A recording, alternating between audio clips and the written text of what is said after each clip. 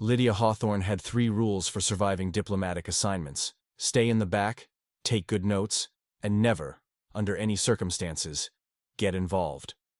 She was about to break all 3. The Galactic Council Station's ceremonial chamber was designed to intimidate. Vaulted ceilings, dramatic lighting, enough political tension to power a small star. Representatives from 24 species filled the observation tiers, all watching the floor where the Krevthar loyalty ceremony was about to begin. Lydia sat in the very back row, datapad ready, trying to be invisible. "Remind me why I'm here?" she muttered to Minister Caldwell beside her. "Cultural consultant," he replied without looking up from his own pad. "You observe child behavior. You file a report. You do not interact with anyone important." "Great. Love being decorative bureaucracy." The ceremony was simple in theory, catastrophically complex in practice. 3 Krevthar royal cubs, heirs to a warrior empire that controlled 16 systems, would be presented to the assembled council members. Whichever dignitary the cubs approached first would become their guardian protector, gaining effective control over the Krevthar throne for the next decade. It was less a ceremony and more a blood sport, with better lighting. High Arbiter Zethrak stood at the chamber's center. 12 feet of armored reptilian authority, scales gleaming silver-black under the spotlights. Let the choosing begin. Bring forth the heirs. 3 cubs entered, escorted by attendants. They were small, maybe the size of large dogs, covered in iridescent scales that shifted colors with their emotions. 6 legs each, crystalline eyes, tiny claws that could probably still do damage. Kess, Vera, and Tall. 8 months old. The future of an empire. They looked absolutely terrified. "Oh no," Lydia said quietly. The first council member stepped forward. Some important dignitary whose name Lydia hadn't bothered learning. He knelt, extended his hands in what was probably meant to be welcoming. All 3 cubs backed away, growling. The dignitary tried again. The growling intensified. "Next candidate," Zethrak announced, voice tight. Lydia watched as council member after council member approached. Each time, the cubs rejected them, backing away, showing teeth, making distressed sounds that set her professional instincts screaming. "This has never happened," someone whispered in the tiers. 3,000 years of tradition. Constitutional crisis if they don't choose. The cubs were getting worse. Their scales had turned deep purple, fear color, according to her briefing materials. Vera was making a high-pitched keening sound. Toll had pressed himself against his siblings, trembling. "They're overwhelmed," Lydia said. "Someone needs to—" "Not our problem," Caldwell hissed. "Stay out of it." War Matron Silvex approached next. Her military bearing probably meant to project strength and confidence. To the cubs, it likely looked like a threat. Kess started psychic wailing. The sound bypassed ears and went straight to the pain centers of the brain. Lydia flinched. Half the chamber clutched their heads. The cubs were distressed enough that their latent psychic abilities were manifesting as weapons. "Restrain them," Zethrak commanded. Guards moved forward. The cubs panicked worse, scrambling away, knocking over ceremonial objects. Their wailing intensified. Someone's nose started bleeding. Lydia was already moving. She didn't decide to. Her body just did it. 15 years of working with distressed children overriding every diplomatic protocol. She walked onto the ceremony floor, past the shocked guards, and dropped to her knees 10 feet from the cubs. "Hey," she said. Calm voice, quiet, non-threatening. "I know. It's loud and scary and there are too many people. You're okay." The psychic wailing stopped. 3 pairs of crystalline eyes locked onto her. "That's better," Lydia continued, staying low, making herself small. "Big rooms are scary. Lots of strangers are scary. That's normal. You're doing great." Kess took a tentative step toward her. "Yeah, you can come closer if you want. No pressure." Vara followed, then Tall. They approached slowly, cautiously, reading her body language. When she didn't move, didn't grab, just stayed calm and waiting, they came closer. Kess reached her first, sniffed her hand, made a questioning chirp. Hi there, Lydia said. You've had a rough day, huh? Kess climbed directly into her lap. Vara pressed against her left side, Toll against her right. All three started making soft, happy chirping sounds. Contentment, according to her briefing. Their scales shifted to pale blue. The chamber was dead silent. Lydia looked up, suddenly aware of several hundred alien dignitaries staring at her. And 3 cubs who had just made her the center of a galactic political crisis. Impossible, Zethrak breathed. They have chosen the human? I didn't do anything, Lydia said, carefully shifting Kess to a more comfortable position. I just talked to them. Seeker Tholvan, the religious leader who'd been officiating, stepped forward, his expression unreadable. The choosing is sacred, binding, cannot be reversed. A human cannot be guardian. War Matron Silvex's voice cracked like a whip. This violates every precedent. From the royal platform, Queen Regent Mirella, the cub's mother, stared down at the scene. Her face showed shock, confusion, and something else. Something that might have been relief. Remove the human, Zethrak ordered. Immediately. Guards approached. The cubs stopped chirping. Kess scrambled out of Lydia's lap and positioned himself between her and the nearest guard. Vara and Toll flanked him, forming a defensive line. 3 tiny bodies, fierce determination, protecting the human who'd shown them kindness. Okay, everyone needs to calm down, Lydia said, staying very still. Nobody needs to. They guard, her, Tholvan whispered. The guardian-protector bond. They have not just chosen, they have bonded. That's superstitious nonsense, Zethrak snapped. We vote to override. Remove the cubs by force if necessary. The cubs' growling intensified. Psychic pressure built in the air. Warning. Not attack. Not yet. Lydia looked at the 3 small aliens defending her with everything they had. At the massive chamber full of beings who saw her as a problem to be solved. At Minister Caldwell, who looked like he was having a stroke. I want it on record, she said clearly, that I did not sign up for this. Kess's scales flashed protective red. The growling got louder. Lydia sighed. This was going to be a very long day. The emergency council session had been going for 3 hours. Lydia sat in what was apparently the guest chair, uncomfortable by design, with 3 alien cubs using her as furniture. Kess had claimed her lap. Vera was draped across her shoulders like the world's scaliest scarf. Toll was attempting to eat her stylus. Toll, that's not food, she said quietly, redirecting his attention to a protein bar from her bag. Around her, the most powerful beings in the galaxy were having a collective meltdown. The human has no authority, Zethrak's voice echoed through the chamber. No standing in Krevthar law. The bond must be broken. Breaking a guardian bond would traumatize the cubs, Seeker Tholvan countered from his observation platform. The psychic backlash could kill them. Is that what you propose, High Arbiter? Then we question her methods. War Matron Silvex stood, scales bristling with aggression. What manipulation was employed? What technique allowed this alien to bypass 3,000 years of tradition? Lydia looked up from the protein bar she was trying to keep tall from inhaling wrapper and all. I used my calm voice and basic emotional intelligence. That's it. Impossible, Silvex said flatly. It's literally my job. I'm a child development specialist. We've reviewed the footage, Zethrak said. Your approach was calculated, deliberate. Yeah, because I have training. That's what specialist means. Minister Caldwell, sitting in the Earth delegation section and looking like he aged 10 years, leaned forward.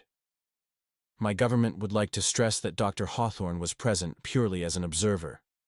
She had no instructions to interfere with. Doctor? Silvex interrupted. She's a warrior scholar? I have a doctorate in developmental psychology, Lydia said.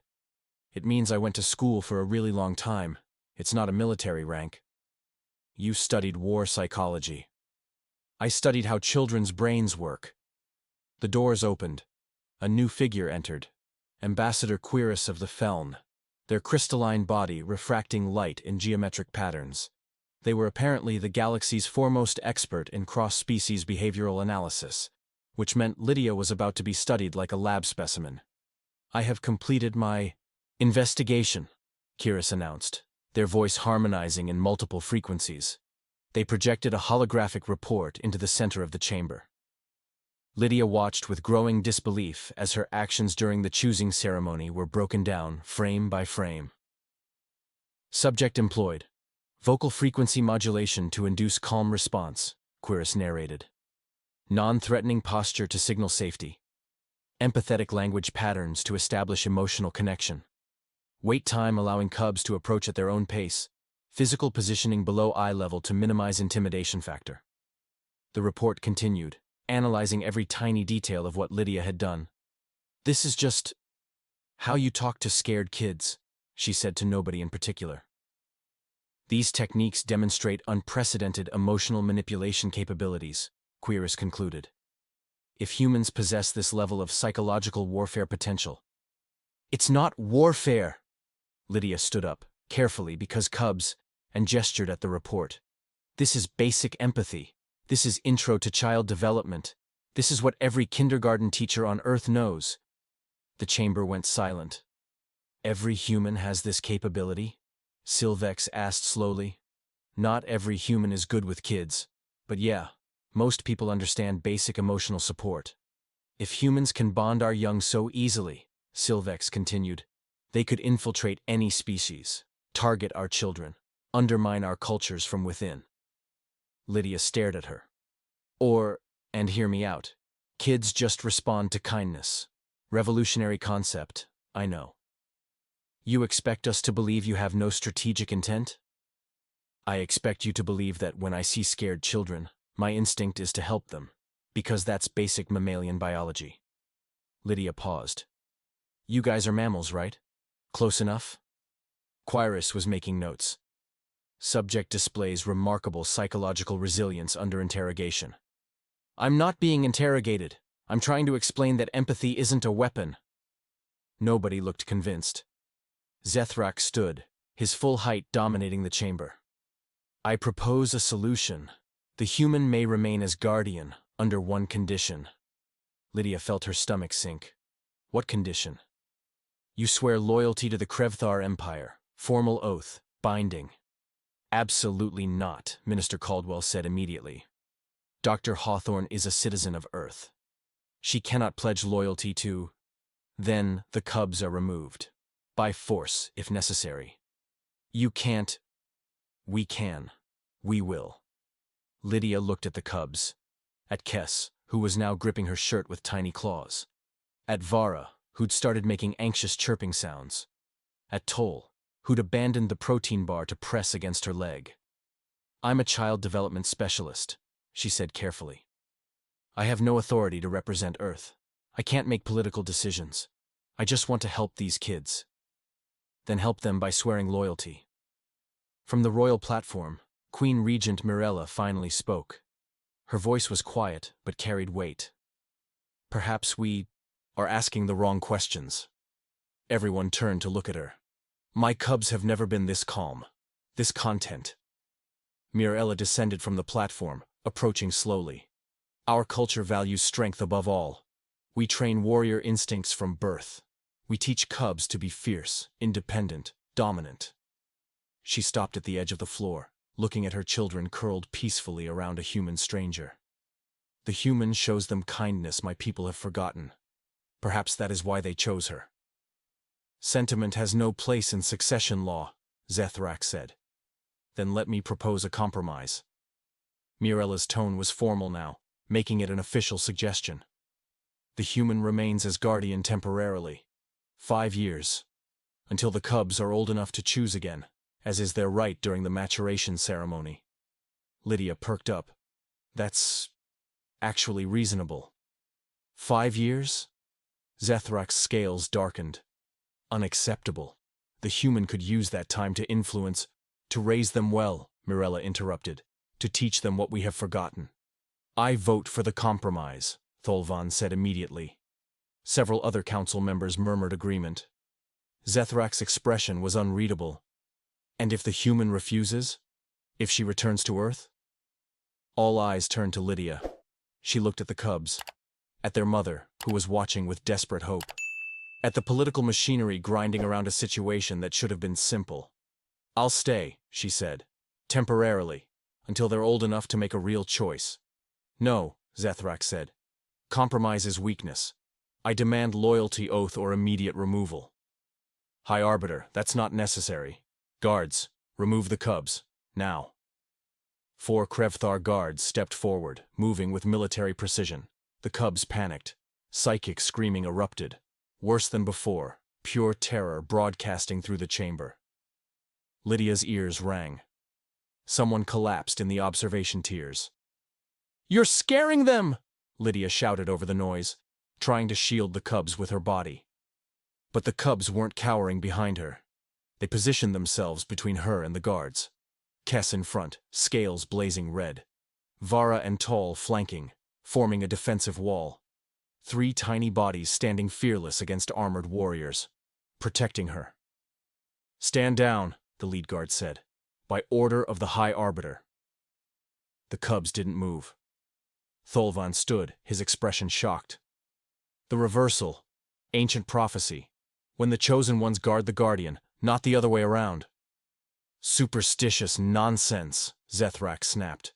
But he was staring at the cubs who wouldn't back down, who were defending the human with everything they had. Lydia knelt, putting herself at their level. "Hey, I'm okay. You don't have to—" Kess made a sound. Not distressed, not aggressive, determined. "They're not scared of me," Lydia realized slowly. "They're scared for me." The cubs held their ground as the guards advanced. Tiny but fierce, absolutely refusing to let anyone harm the human who'd shown them kindness. The chamber watched in stunned silence as 3 8-month-old cubs faced down the most powerful military force in their empire. For a woman they'd known for less than a day, because she'd been kind. The guards had stopped 3 feet from the cubs. Smart move, considering the psychic pressure building in the chamber felt like atmospheric pressure before a lightning strike. Lydia's ears were already ringing, and the cubs hadn't even fully committed yet. "Guys," she said carefully, still behind her wall of tiny protectors, "I appreciate the backup, but—" Kess's growl intensified. Not the distressed sound from earlier. This was pure threat. Vara and Tol adjusted their positions, flanking perfectly, 6 legs each creating a stable defensive stance that would make any military instructor weep with pride. "Remarkable," War Matron Silvex observed, her earlier hostility replaced with professional fascination. "They're using pack tactics, coordinated defensive formations. This should be instinctive at their age, but the precision—" "They're protecting someone they trust," Lydia said, trying very hard to keep her voice calm while 3 infants prepared to go to war with the galactic government. "It's normal child behavior. It's tactical warfare. It's emotional intelligence." "Those are not mutually exclusive concepts," Silvex replied, still taking notes. The lead guard shifted his weight. The cub's psychic pressure spiked. Someone in the observation tiers groaned. "Do not advance," Tholvan warned. "If they perceive genuine threat to their guardian, the backlash could be lethal." "They're 8 months old," the guard protested. "They're terrified and protective. Age is irrelevant." Lydia was secretly, shamefully impressed. She'd worked with defensive children before. Kids who'd been through trauma, who'd learned to protect themselves and others. But this was textbook attachment behavior accelerated to include psychic abilities and tiny claws. Also, she was probably going to have so many incident reports to file. Movement from the royal platform caught everyone's attention. Queen Regent Mirella descended, each step measured, her posture deliberately non-threatening. "Kess, Vara, Tol." Her voice was gentle in a way Lydia hadn't heard before. "I am here. You are safe." The cubs' ears swiveled toward their mother. The psychic pressure eased slightly. Mirella knelt 10 feet away, opening her arms. "Come to me, little ones. Please." The cubs looked at each other. Some kind of silent communication Lydia couldn't parse. Then all 3 looked back at her. Permission. They were asking permission. Lydia's heart broke a little. Their own mother, and they were checking with her first. "It's okay," she said softly. "Go to your mom. She's safe." Kess took the first tentative step, then another. Vara and Toll followed, moving slowly, still watchful of the guards. When they reached Mirella, she gathered them close. Her composure, so carefully maintained throughout the ceremony and council session, finally cracked. Tears slid down her scaled face. "They have never been this calm," she whispered. "With anyone. Not even me." She looked up at Lydia, still kneeling with her cubs in her arms. "What did you do?" "I listened. I watched what they needed. I responded appropriately. Our culture values strength over emotion." Mirella's voice was hollow. "We train warrior instincts from birth. Dominance, independence. We teach them that vulnerability is weakness." She held her children closer. "Perhaps we have forgotten something important." "Your Majesty," Zethrak began. "No." Mirella stood, cubs still clinging to her. "I have been silent long enough. My mate died in honorable combat, and I accepted that. I raised my children as warriors. I denied them softness, denied them comfort, because that is our way." She gestured to Lydia. "This stranger showed them more kindness in minutes than their own culture has shown them in months. And you call it manipulation?" "I call it unprecedented," Zethrak said. "Which requires investigation. We must vote. The human guardian remains or goes. All in favor of removal." Approximately half the council raised their indicators. Those in favor of maintaining the bond? The other half responded. "We are deadlocked," Thulvan observed. "High Arbiter has deciding vote." Lydia wasn't allowed to speak in her own defense. Caldwell had explained the protocol. She was technically just an observer who'd accidentally become the center of a constitutional crisis. The cubs had returned to her now, sensing the tension. They pressed against her legs while she tried to look confident, and not like someone whose life was being decided by committee. Minister Caldwell argued Earth's position, that Lydia had no authority to make binding political commitments, that this was an unprecedented situation requiring more time. Ambassador Quiris countered with their analysis of human, emotional manipulation capabilities, making Lydia's basic empathy sound like a doomsday weapon. Seeker Thulvan spoke of ancient prophecies and sacred bonds, which was interesting, but not particularly helpful from a legal standpoint. The debate went on. The cubs got heavier. Lydia's legs started to go numb. Finally, Zethrak raised a hand. Silence fell. "I have heard enough," he said. "The bond is unprecedented, the implications concerning. The human has demonstrated capabilities that could threaten our sovereignty." He looked directly at Lydia. "I vote for removal." Lydia's stomach dropped. The cubs tensed. "However," Zethrak continued. Kess moved. Before anyone could react, the small cub detached from Lydia's leg and walked directly toward the High Arbiter. Each step deliberate. Not aggressive, not cowering, just walking. He stopped at Zethrak's feet and looked up. The chamber went silent again. The productive kind of silence where everyone was trying to figure out what would happen next. "What is he doing?" Zethrak asked, staring down at the royal heir. Kess made a small sound, questioning, seeking. The same soft chirp he made with Lydia when he wanted attention or comfort. "He's asking if you're safe," Lydia said quietly. "If you're friend or threat." "I am High Arbiter. I am neither." "He's trying to understand you emotionally, to read your intentions, to connect." Lydia stayed where she was, letting this play out. "Because that's what I've been teaching them." Zethrak stood frozen. "Teaching them what?" "To read emotional cues, to seek connection instead of dominance, to trust their instincts about people." Lydia's voice was calm, but her heart was pounding. "Your culture teaches them to be warriors. I'm teaching them to be complete beings who happen to be warriors. Emotions are weakness." "Are they?" Lydia gestured to Kess, still waiting patiently at the High Arbiter's feet. "He just walked up to the most powerful being in his world. Vulnerable, open, seeking understanding. Is that weakness or courage?" Kess made the sound again. waiting. His scales had shifted to soft blue. Hope. Curiosity. The entire council watched as the cub reached out one tiny claw and gently touched Zethrak's hand. He's never... Zethrak's voice was barely audible. Cubs do not approach me. Ever. Because you've never shown them you're safe to approach, Lydia said. You've only ever been authority, power, force. He's choosing to trust you right now. That's what emotional intelligence looks like.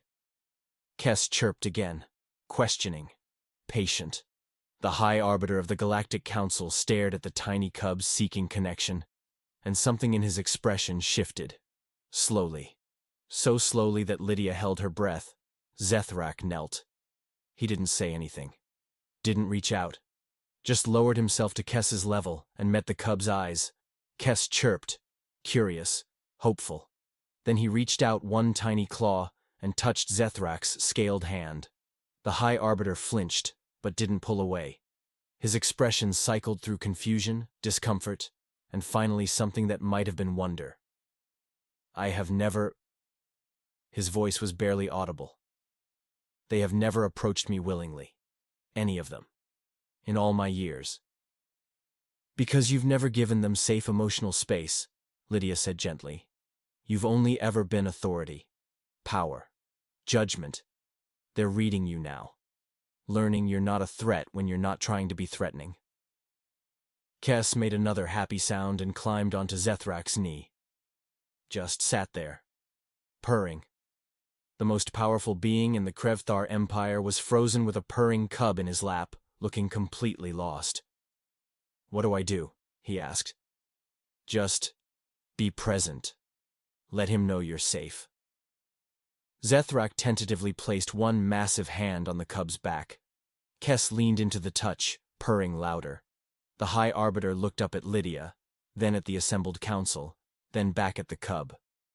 Perhaps, he said, slowly, the human has value after all. The vote was unanimous. Well, technically Zethrak abstained, citing conflict of interest due to unprecedented emotional compromise. But everyone knew what that meant. Lydia remained as guardian, but the mandate expanded. You will establish educational protocols for all young Krevthar, Mirella announced formally. Teaching emotional intelligence, empathy development, cooperative behavior. Lydia stared. I'm one person. I can't reform your entire species. Then we will learn from you, Mirella said, and teach others. I will learn. The Queen's Guard will learn. We will spread this knowledge. If emotional intelligence makes warriors stronger, Silvex began. It makes everyone stronger, Lydia interrupted. Not just warriors. That's the entire point. Empathy isn't a tactical advantage. It's basic social functioning. The prophecy speaks of an outsider who brings forgotten wisdom, Tholvan intoned, who teaches the old ways anew. It's not forgotten wisdom. It's basic empathy that your culture systematically stamped out. Lydia rubbed her temples. I teach kindergarten emotional regulation. This is absurd. This is necessary, Mirella corrected. Ambassador Quiris stepped forward. Other species will want this training. The Felm Collective alone has requested information. If humans possess these capabilities... We don't possess special capabilities, Lydia's voice climbed. This is normal. This is how functional societies work. The council members exchanged glances that suggested they found Earth's definition of normal deeply concerning. Nevertheless, Zethrak said, standing with Kess still in his arms, you will begin immediately. Resources will be provided, facilities, assistance, whatever you require. Lydia looked at Minister Caldwell, who'd gone from stressed to completely checked out. You're just going to let this happen? You've accidentally made Earth a galactic power, Caldwell replied. At this point, I'm just documenting. I taught people to pay attention to feelings. Exactly. Lydia looked at the cubs. Kess comfortable with Zethrak, Vara and Tall with their mother. All three healthier and happier than they'd been hours ago. Fine, she sighed. But I need proper resources. Child psychology texts, educational materials, and actual trained assistants who understand developmental theory. Agreed, Mirella said immediately. And I'm writing a strongly worded paper about how concerning it is that basic empathy is revolutionary in your culture. Also agreed. And someone else is doing the paperwork. I'm not a bureaucrat. I will assign administrative staff, Zethric said. Lydia looked at the 3 cubs who'd chosen her, at the empire that was about to reorganize itself around kindergarten techniques, at her own life spiraling into galactic significance. This is fine, she muttered. Everything is fine. It absolutely was not fine. 6 months later, Lydia stood in front of a classroom containing 15 young Krevthar and their parents. Emotional regulation, she said, gesturing to the diagram behind her, starts with recognizing what you're feeling, not judging it, not suppressing it, just identifying it. One of the parent warriors raised a hand. But teaching cubs to acknowledge fear, doesn't that make them weak? Fear is information, Lydia replied. It tells you when something might be dangerous. Acknowledging it doesn't make you weak. Ignoring it until you make bad decisions because you're too proud to admit you're scared, that's weakness. The warrior looked thoughtful. Kess, Vera, and Tal were helping with the younger cubs, demonstrating cooperative play. They'd become her teaching assistants, showing other cubs that emotional connection didn't mean losing strength. The program had spread fast. Too fast. Lydia was training trainers now, trying to scale basic child psychology across an empire. The military had incorporated empathy training. Cooperation metrics were up. Team cohesion improved. Silvex published a report calling it the most significant tactical advancement in 3 centuries. Lydia called it learning to work together without being jerks about it. Other species had started requesting programs. The Feln, the Queller, even the notoriously isolationist Vryn were asking questions. Lydia's human emotional warfare techniques were becoming standard across multiple civilizations. She was still just using techniques from her undergraduate textbooks. Minister Caldwell found her after class. You know Earth's diplomatic status just changed? Don't tell me. We're now considered a Tier 2 cultural power. Because of you. I taught people to talk about feelings. You revolutionized how multiple species approach social development. Caldwell shook his head. If that's not power, I don't know what is. If basic emotional intelligence is this revolutionary, Lydia said, this galaxy has bigger problems than I thought. Oh, we know. Trust me. We know. That evening, Lydia returned to her quarters. Significantly larger now, converted to accommodate 3 growing cubs and the chaos they generated. Kess, Vera, and Tal were at the table, working on what Lydia insisted on calling homework despite their protests. I don't understand why we must write about feelings, Tal complained. We already know our feelings. Because articulating emotions helps process them, Lydia replied automatically. And because I said so. Her communicator buzzed. Caldwell again. Another crisis. The Vryn royal hatchlings are refusing all caregivers. They're requesting you specifically. I have 3 cubs to raise. I'm busy. All 3 cubs' heads swiveled toward her. Other cubs need help? Kess asked. Like we did? Vara added. You help them? Tal finished. Lydia looked at 3 pairs of crystalline eyes using her own lessons about empathy and helping others against her. You 3 are manipulating. Me. You taught us emotional intelligence, Kess said innocently. That includes understanding how to motivate others, Vera added. We learned from the best, Tal concluded. They were purring with satisfaction. I'm going to write a paper about this, Lydia threatened. About cubs weaponizing empathy training. Will it help other cubs? Kess asked. That's not the point. But she was already pulling up the file on Vryn developmental psychology, already planning the approach, already unable to say no to children who needed help. The cubs knew they'd won. Lydia walked through the station corridors. 3 adolescent-sized cubs following in formation, heading toward Docking Bay 8 where the Vryn delegation waited. I went to school for child development, she muttered. I have credentials. I have publications. Nowhere in my education did anyone mention that basic emotional intelligence would make me the most powerful human in galactic politics. Kess bumped his head against her hand. She scratched behind his auditory ridges automatically. This is fine. Everything is fine.